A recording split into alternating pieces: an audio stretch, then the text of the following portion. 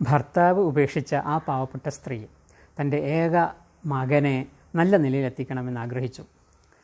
ഏതോ ചങ്കിൻ്റെ ആത്മാർത്ഥമായ ഉപദേശമനുസരിച്ച് അവൻ ബാംഗ്ലൂരിൽ എൻജിനീയറിങ്ങിന് ചേർന്നു.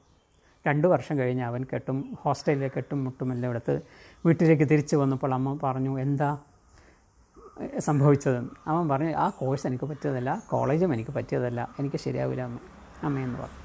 അപ്പോൾ ഇതുവരെ എന്തുകൊണ്ട് പറഞ്ഞില്ല, 2 വർഷം വരെ നീ കാത്തിരുന്ന എന്തെന്ന് ചോദിച്ചപ്പോൾ അവൻ പറയാണ്, പറഞ്ഞാൽ അമ്മ വിഷമിക്കും എന്ന് എനിക്കറിയാം, ആ വിഷമം കാണാൻ കഴിയാത്തത് കൊണ്ട് ഞാൻ കഴിയുന്നത്ര അഡ്ജസ്റ്റ് ചെയ്യാൻ ശ്രമിച്ചു, പക്ഷേ കഴിയുന്നില്ല, അവസാനം എനിക്ക് ഇനി പറ്റില്ല എന്ന് ആയപ്പോൾ വന്നതാണെന്ന് പറഞ്ഞു.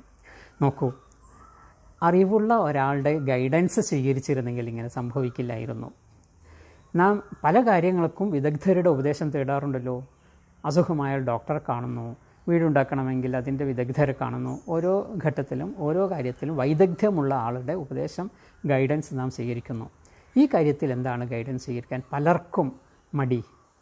അതുകൊണ്ട് ഉപരിപഠനത്തിൻ്റെ കാര്യത്തിൽ, കരിയർ സെലക്ഷൻ്റെ കാര്യത്തിൽ വൈദഗ്ധ്യം നേടിയ ആളുകളുണ്ട്. അവരുടെ ഉപദേശമനുസരിച്ച് നീങ്ങുക, പിന്നീട് ഖേദിക്കാതിരിക്കാൻ.